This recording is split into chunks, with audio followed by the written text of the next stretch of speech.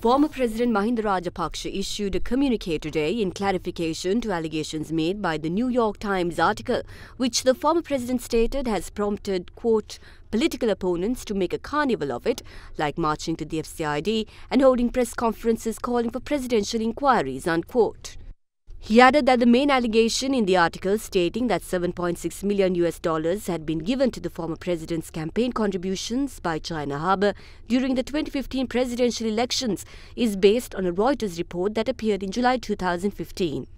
It is during this period, he said, that the new government has suspended all Chinese-funded projects. The former president highlighted that no contribution was made by China Harbour to the 2015 presidential election campaign. The statement further read that the writer of the New York Times article has been intentionally vague about it, who had given this money and who had received it, adding that it seems to be a way of carrying out a smear campaign without incurring any liability. Former President Mahinda Rajapaksa went on to add that, quote, even though the New York Times writer appears to be unaware of it, the government did not use the $1,120 million received from the port lease to repay the loan taken to build it, but instead it went to the Treasury to meet the day-to-day expenditure of the government, unquote.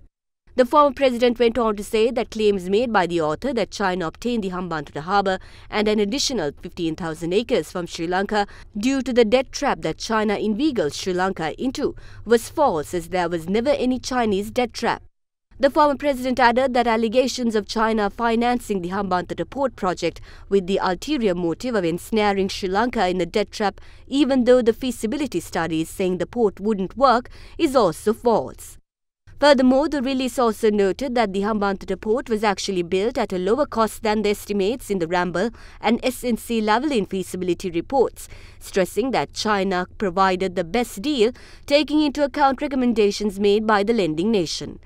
The former president added that given what has taken place after 2015, he has no doubt that he is now the preferred partner of India as well, after the New York Times described him as China's preferred partner.